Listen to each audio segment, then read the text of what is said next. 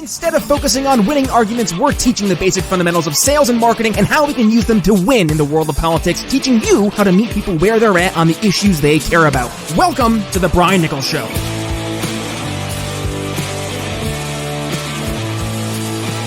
With that, thank you for joining us on today's episode, folks. A little bit different of an episode.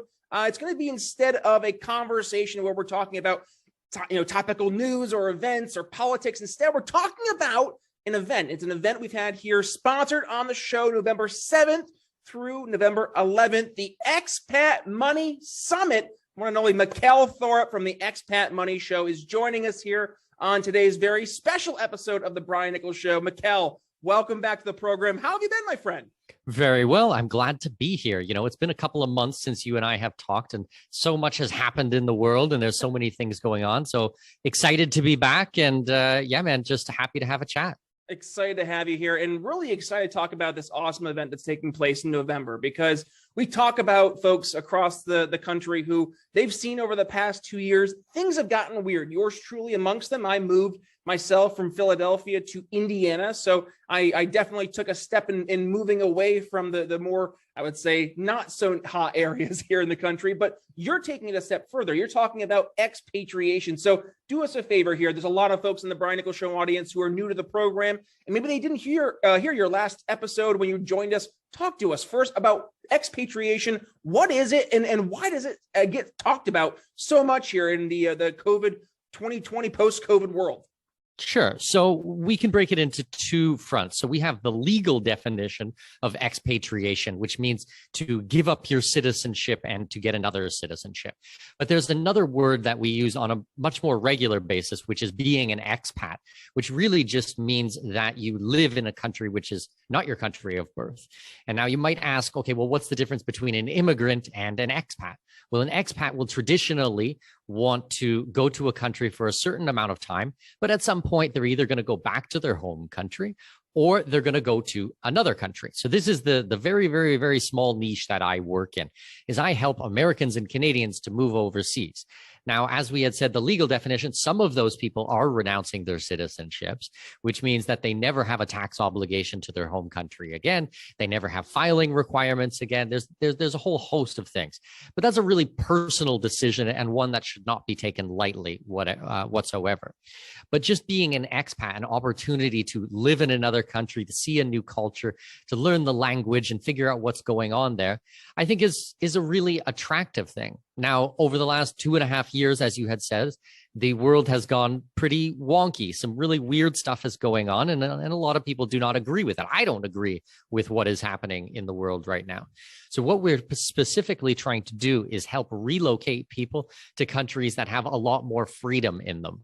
So not such a nanny state, not such a police state, a surveillance state, somewhere where you're just treated as an adult and just able to live your life. So that's really what this summit is all about, from November 7th to 11th. And you guys can actually grab a ticket for it at expatmoneysummit.com. Tickets are completely free, but that's what the topic is about. It's about securing your new life abroad and everything that comes with that. So your tax obligations or lack of obligations, really, the immigration that goes into it, finding a new home, the real estate, moving your business, your accounts, your finances, all of these things. So all the legal side, and then helping you to pick out a destination that makes a lot more sense, that has more freedom and respects your privacy a lot more. So I'm a very much in favor of these types of things. So I'm really excited to host this and put this event together. And happy to take the conversation in whichever direction you want. But that's kind of a breakdown of the differences and what the summit's about. Well, I just wrote down my nice blue pen here, treating you like an adult. And I think right there, let's start there, Mikkel, because that, I think, is something, it sounds so basic and so like, what? But you look at the nanny state that we have here in America, and you especially to those more hyper-progressive blue states. I just left from Philadelphia. I saw it firsthand. It was bad. And you saw, especially over the past 2 years, a lot of those more, I would say, progressive leaning governors, and not necessarily exclusive to those on the left, but also some folks on the right, really saw an opportunity to take some of this power and to use that to force their governmental will down onto your individual and taking away about that autonomy, being told whether or not you're considered to be an essential or non-essential employee. That was a little dystopian I remember sitting and watching my governor tell me that. So talk to us about the idea of just being treated like a grown-up. What does that actually mean when you're talking about expatriation? Sure. So, I mean, I can give you a couple of examples, but I live down here in Latin America, and I really like Latin America. I've had a chance to live in 9 different countries over the last 22 years of being an expat, many different cultures, many different types of governance and things like this. I really like Latin America because they just allow you to live your life in your own way. So you can take really silly examples. If you go hiking here in Latin America or out in the forest or in the jungle or something like that, there's not going to be signs every 2 feet showing you that you have to be careful of this. This is dangerous. There has to be guardrails. Everything has to be wheelchair accessible. This one here has to have an elevator in it. Like it's so over the top. Like if people want to go there, then just go there, which just allows you to enjoy it for what it is without trying to control every single thing. We don't have another example. We don't have CCTV on every single street corner, surveilling you, watching every single thing you do. We don't have this type of stuff in Latin America. You can just live your life. And yes, there's police around. Yes, there is still order. This is not anarchy by any stretch of the imagination. Actually, where I live in Panama City is a very, very safe place. We've been here for almost 4 years now, and I'm not worried about my family whatsoever. Okay, there's bad areas here, just like there's bad areas in the States or in Toronto. I grew up outside of Toronto, so you still have to keep your head about you. I'm not saying that this is, perfect by any means, but if you treat yourself like an adult and take personal responsibility, then chances are you'll never have a problem down here whatsoever. So I just think that letting people make their own decisions in regards to COVID, wearing a mask, which personally I think is completely ridiculous and stupid, but if that's what you want to do, then go for gold, but then not having it forced down everyone's throat. Same things with these vaccine mandates. Panama, we have no vaccine mandates to get in the country. No tests are required. A lot of countries in Latin America have completely gotten rid of this. The US, for tourists to come into the country, you still need to be vaccinated. So that's just unbelievable at this point. And we've seen mountains of medical doctors coming forward and even CDC and other organizations saying that it's not what they thought it was. And this is not working how it had been advertised at the beginning.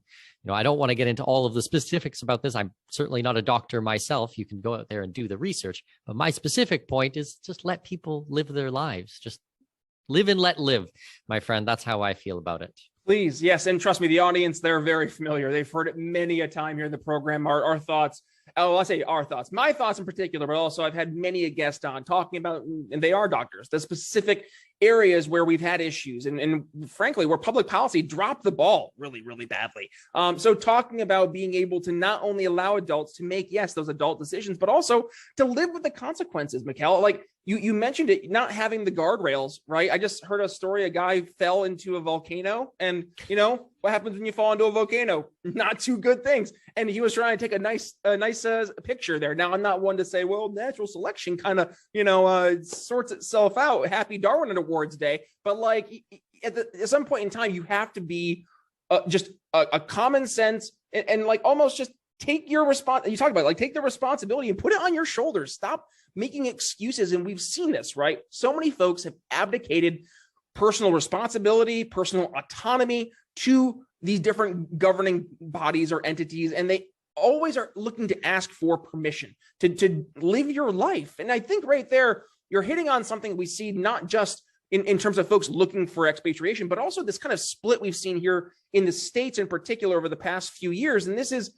the folks who want to be left alone, the folks who they're tired of being told what to do. And then also the folks who say, please tell me what to do. I need to be told what to do. And not only that, I need to ask permission in order to do anything to feel like I'm maybe being safe or trying to help slow the spread. 15 days, is that what we are told? Another story. But Mikkel, talk to us about the difference there you're seeing culturally as it pertains to a lot of folks who are now looking for an expatriation route. Sure. So what most people, or at least my clients, are looking for is somewhere that they can live their life in peace. A lot of people really want to have a lot more responsibility over their lives. They really understand that they can't rely on government for anything, certainly not for protecting them or taking care of their every need. So, down here in Latin America, and I'm talking about Latin America because that's where I am today, but I mean, in general, this is what I'm seeing that people want. A lot of people want to get out of the big cities. They want to have a piece of land. They want to produce a little bit of their own food, have some well water, produce some energy themselves. So there's, gated communities that are out in the highlands, that, projects that are going up, which have a libertarian feel through them. And they're more on the self-sustaining. That is definitely the trend that we're seeing.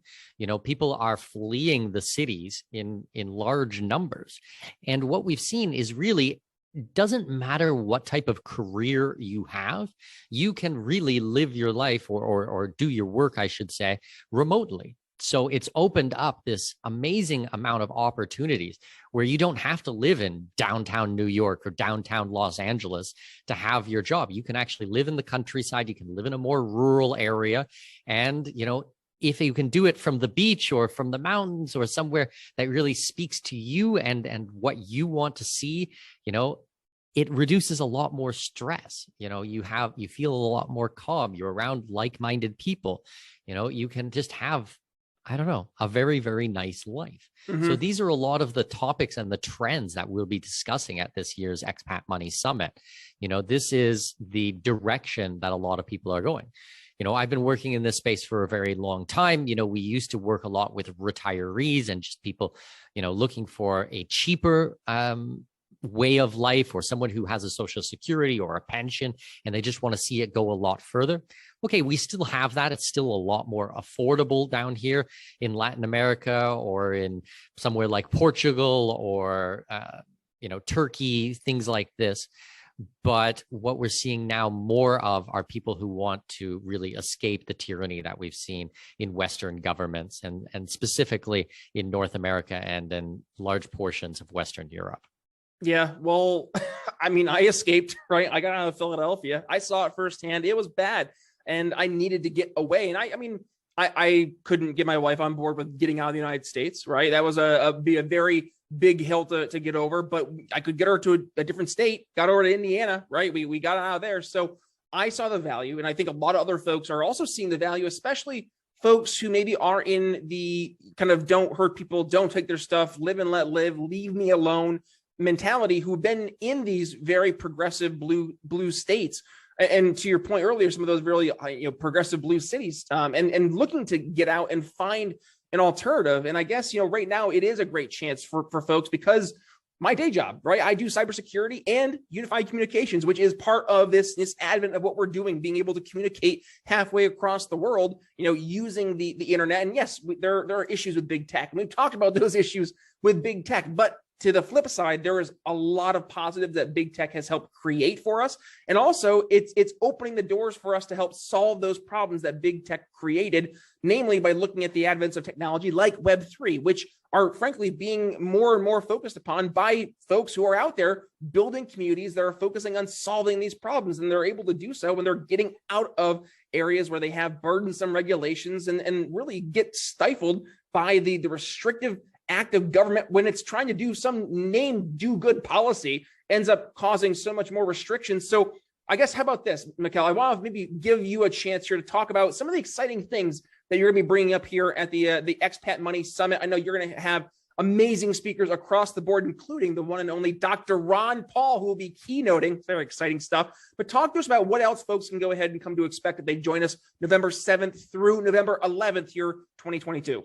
Yeah, so we're really excited about the speaker lineup we have. So as you mentioned, Dr. Ron Paul, amazing human being. I've had a chance to spend a bit of time with him myself. And he will be speaking at the event, speaking really about what we can expect in the future for freedom and the direction that it's heading. And it's really some insightful things I expect from him. We also have my friend Doug Casey, who will be speaking at the event. And then we actually have a lot of speakers, Brian, that you would never know their names. And this is because there are a lot of the lawyers and CPAs and brokers and property developers and community developers that I work with around the world. My company, Expat Money or expatmoney.com, we really focus on helping people move overseas. And we work probably in about 20 to 22 different countries around the world. We really focus on the countries which are quote unquote tax havens or tax advantage type of countries that have really strong asset protection laws. I really believe in these types of things so that it's always in your favor to protect what's yours. Personal property rights are really, really important to me. So we will be working with the different lawyers, CPAs, developers, property developers and things from Panama, Costa Rica, Mexico, Nicaragua, Belize, Uruguay, Brazil, Colombia, Portugal, Turkey, many, many countries around the world, let's say. So it doesn't really matter if you know exactly where you want to go yet. You come and get a ticket, come and watch some of the presentations, learn about what's happening, what the opportunities are, and just get educated about what is out there. Because really, trying to make a decision, is this for me? Is this not for me? Where do I go? How do I go about it? It's kind of impossible if you don't have the information, And so it's really different than just going out there and trying to Google search these types of things. This is the boots on the ground research. These are the lawyers who are actually doing the immigration every single day. So we're really fortunate to have all of these people on the presentation to be sharing their knowledge with us. I've worked with many of them for years and years, so really vetted, really trustworthy people. And the best part is you can attend the summit for free. I mean, there's no cost. So, you don't get much better than free.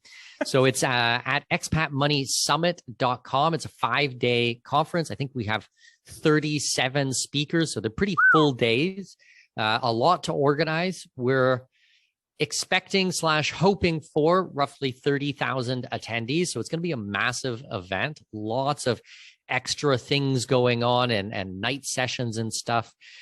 We do have a VIP ticket option available. It's a paid ticket. If you want to support, if you want to get a bunch of bonuses, then that's great. You can upgrade your ticket, but it's certainly not mandatory. Those are for the people who want something a little bit special or really want to support and the work that we do, my company does. But it's kind of has everything in there.